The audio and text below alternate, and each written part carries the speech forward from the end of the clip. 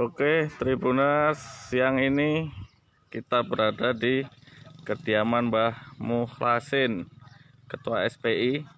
Di sini Mbah Mukhlasin mengembangkan makot untuk pakan unggas dan ikan. Di sini kita lihat kandang lalat apa? BSF. BSF, Black Soldier Fly, Black atau lalat tentara hitam. lalat tentara hitam. Hitam, iya. Karena hitam kan bentuknya ini. Nah, Ini bisa dijelaskan, Mbah. nah ayo, oke. Ini lalatnya, kelihatan kan? Ini lalatnya, Black Soldier Fly namanya. Ya. Dia berasal dari pupa. Ini pupanya. Ini berasal dari pupa, ini pupa. Pupa. Ini kalau yang masih uget-uget itu pre-pupa, tapi kalau sudah tidak uget-uget, wis nganu itu namanya pupa, wis ora uget-uget. Urip kuwi. Iki wis dodotes iki. Jadi kalau nanti jadi entung kan seperti itu. Nah, kemudian bertelur ke sini. Ini tempat dia bertelur, jebakan-jebakannya. Nih, salah satu ini telurnya di. Oh, ini telur. jutaan itu ya sana. Ini satu ekor lalat bisa bertelur sampai 300 sampai 400 butir. Satu ekor lalat. Kalau 30 ekor lalat, dia itu jadi 1 kilogram maggot nantinya. Tuh, ini lalatnya. Nanti setelah kalau sudah jadi telur dia kayak tadi ini ya. Itu nanti kita kerok. Kalau biasanya 2 hari sekali saya kerok. Dipanen loh, dipanen. Nah, kemudian ditetaskan merono. Ayo, kita ke sana. Ini ada Pak anggota DPRD Pringsewu dari komisi 2 yang terkait dengan pertanian dan pertanian. juga ekonomi. Pak Anton Subagio. Stop di Upon. Oke. Ini pakan ya. Ini pakan untuk pakan tambahan aja. Oh, Sampah. dari sampah semua pakannya. Ya. Nah, kalau sudah itu diteteske. Ini diteteskan. Ini telurnya ini telur kan ya. Dikumpulkan mau kayak dikerok, dikumpulkan, diteteskan. Ini Nanti dia telur. jatuh ke sini. Oh, jatuh ke sini. Nah, jatuh ini media harus lunak. Ini pakai ampas tahu. Bisa pakai buah-buahan nggak apa-apa. Nah, kalau udah menetas. Ini udah menetas, ini kan kelihatan kecil ini. Ini udah menetas. Setelah menetas, disemai nang kene di bawah sini. Ya sebenarnya sini kan ya. Ini udah umur sekitar 5 hari lah ini. Ini sekitar 5 hari. Ini sekitar 2 hari yang ini. Ini semakin kecil kan dia terus naik terus sini. Jadi umurnya ini udah beda-beda. Ini bentar lagi udah siap panen. Ini sekitar umur 12 hari lah ini. 12 hari dari tabur ini. 12 hari. Siap panen juga semua.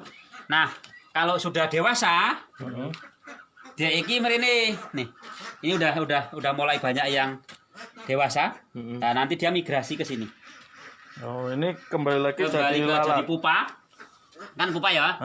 Nanti masukkan lagi ke sana jadi lalat lagi seperti itu. Terus yang buat makan ternak yang mana? Yang Mbak? ini yang masih umur 15 sampai 20 hari. Oh. Yang umur 15 sampai 20 hari itu untuk pakan ternaknya. Ini bisa dicoba. Boleh, kasih ayo makan. monggo ayo. Ini kebetulan Mbah Mukhlasin juga pelihara bebek. Ini ya, kita lihat ya. Oke.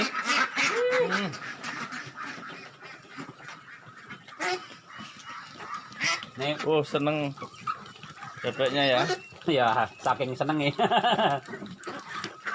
Kayak bebeknya diambil lagi. Tai bebeknya diolah jadi pakan. Jadi Contohnya nih, difermentasi. Ini pakan, ini tai bebek difermentasi. jadi Dicampur pakan apa ini? pakan maggot. Oh, pakan maggot. Jadi dari tai 50% bebek. itu tai bebek dicampur sampah. Campur sampah. Ya, dicampur sampah. Salah satunya sampahnya nih. sampah apa kulit nanas. Kemudian magotnya buat makan bebek. Bebek, ya. Jadi kembali lagi dari Ya. bebek ke bebek.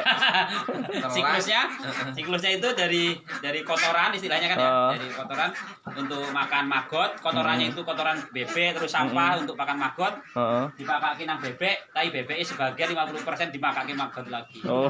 Seperti itu. Muter. Jadi ini emang sangat ekonomis ya untuk pelihara Ya ternak bebek. luar biasa ekonomis. Sampai berapa ini? Protein pengurangan? maggot ini sampai 40%. Heeh. Artinya kalau dipakan unggas, pakan ikan itu bisa jadi pengganti konsentrat.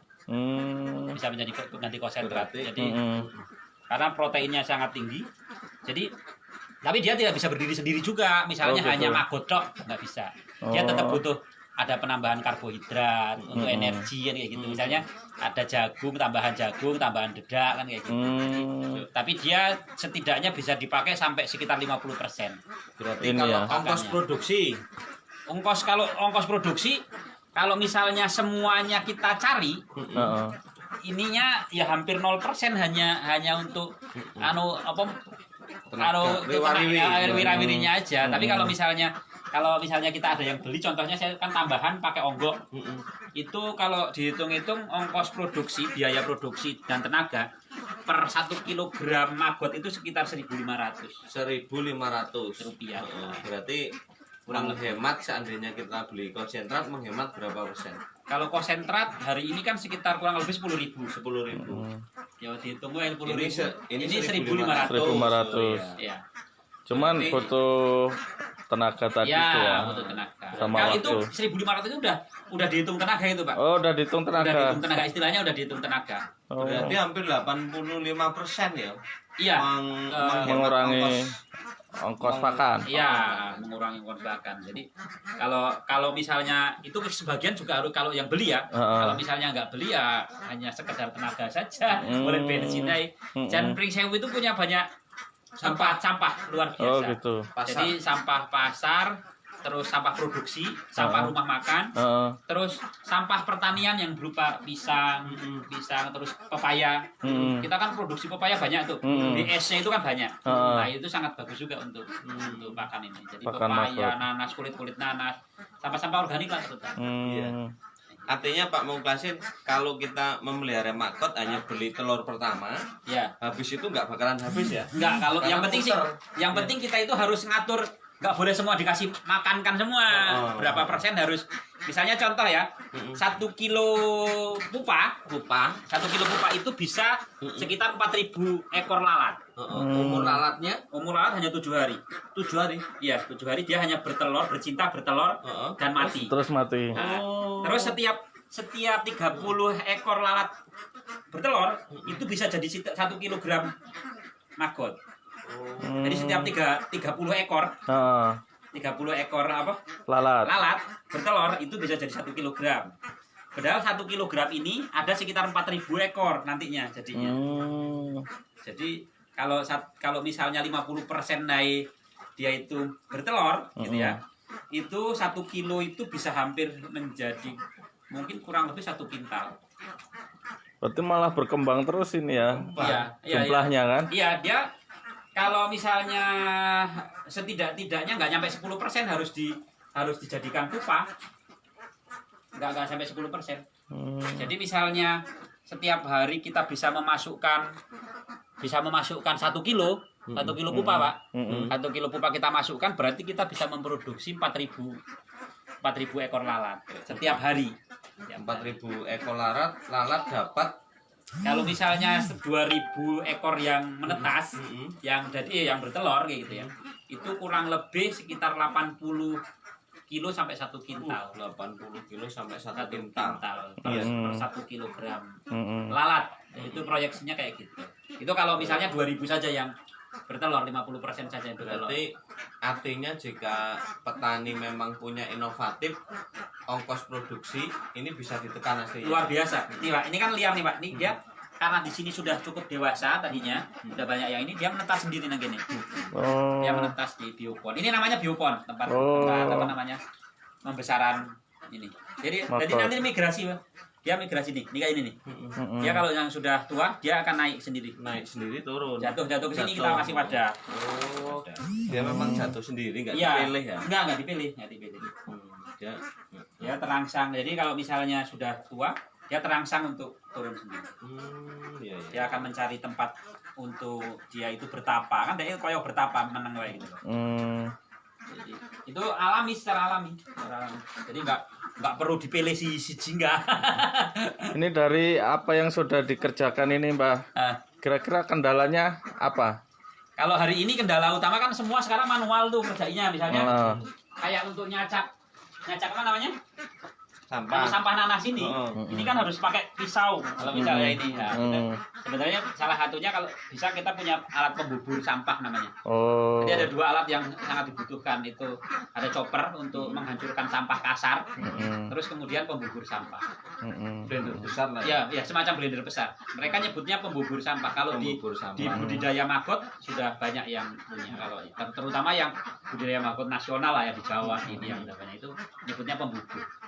Jadi berarti ini bener-bener bisa mengurangi masalah sampah juga ya di Kabupaten Pringsewu. Gitu. Jadi bahkan bermanfaat buat unggas. Iya. Jadi ini maggot ini bisa makan 5 kali lipat dari berat tubuh.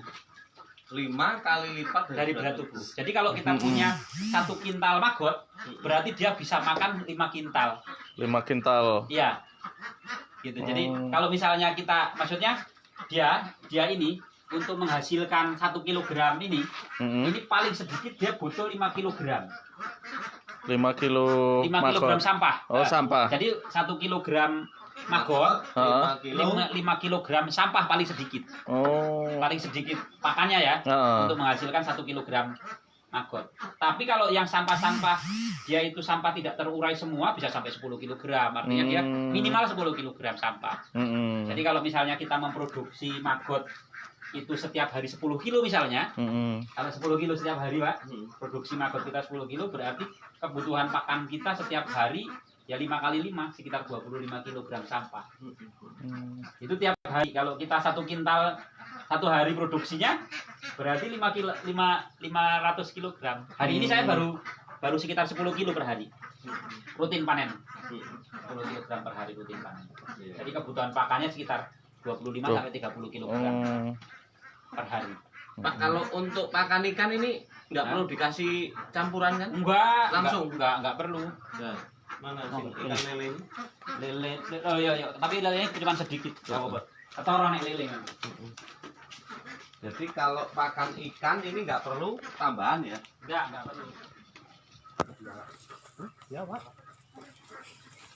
Oh iya ya. Ini buat pakan lele. Tapi memang lelenya cuma sedikit. Ini gramnya. Gramnya doyan juga. Oh, ya sangat. Ini gramnya. Gramnya wong isinan ini, Pak. Oh iya. Seneng banget ya. Ya tetap ngecek. Iya. Kalau kepengin ketara sing dhuwur kono, Di. Ya. Kita ambilin dulu sebentar. Pak Dewan, ini tanggapannya apa ini dengan apa yang sudah dilakukan Mbah Molasin? Yang jelas kami mengapresiasi wujud bahwa NGO Serikat Tani khususnya Indonesia ini membuktikan bahwa hakikatnya inovasi dan inovatif tentunya harus dilakukan oleh petani sehingganya petani tidak ketergantungan. Artinya bahwa biaya produksi bisa ditekan, otomatis penghasilan akan bertambah. Bertambahnya adalah dengan melalui inovasi. Harapannya seperti Pak Mukhlasin ini harus didorong oleh pemerintah. Kira-kira apa yang bisa dibantu oleh pemerintah untuk Pak Mukhlasin itu sendiri?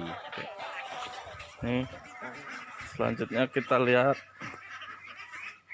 pemberian pakan ke ikan gurame. Nah, ini bebeknya Mbah Molasin. Semua ini dipelihara dengan pakan maggot. Ini gurame ya Mbak ya? Iya, gurame. Coba. Coba, gurame. sangat senang sekali ikannya makan maggot. Nah, ini ganti itu. Engko tak kirim. Yuk, wawancara. Iki Pak apa Mas? Rame. Berarti kan kalau biasanya pelet murni, Hah? dia kan jetor-jetor toh motone. Ini enggak sama sekali. Iki enggak? Enggak. Oh. Ora. Jadi nek misalnya kayak saya nih beli maggot, Heeh. sekilo iki piro Mas? Iki nek saiki 7.000. 7.000. Tapi nek wekku ora didol. Lah kebutuhanku ya akeh. Kilo 7.000. Iya, sekilo 7.000.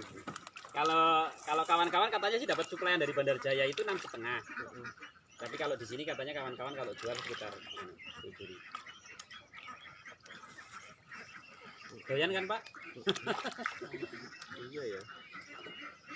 Jadinya ikan organik juga ya, nggak Ya, pakai pakan Enak enggak dari Mas, Pak? industri. Dia lebih gempi. Gempi. Ah, Ora lebih pahit. gempi. Ah, iya, lebih gempi dia apa namanya lebih gempi lah nek cara singkongnya lebih gempi. Lebih gempi. Ya. Apa bahasa aja Indonesia nih ya? Di Indonesia kan dewe lah, lebih gempi. Jadi dari maggot ke ikan. Kalau tadinya kan kenapa terus pikir bebek? Karena enceng gondok ini untuk bebek juga. Azula itu untuk bebek juga. Jadi Ini pelihara bebek ini buat kebutuhan dari kohenya ini ya, buat ya kotoran pakan. hewannya untuk makan maggot. Oh, malah Ya. Oke. menghasilkan. Terima kasih, Eh, Mbah. salam dari Serikat Petani Indonesia. Luar biasa. Jaya. Oke. Terima kasih pada Mbah Mulasin dan Bapak Anton dari Komisi 2 DPRD Pringsewu. Dan ini kondisi peternakan dan budidaya ikan Mbah Mulasin yang dikembangkan dari pakan maggot.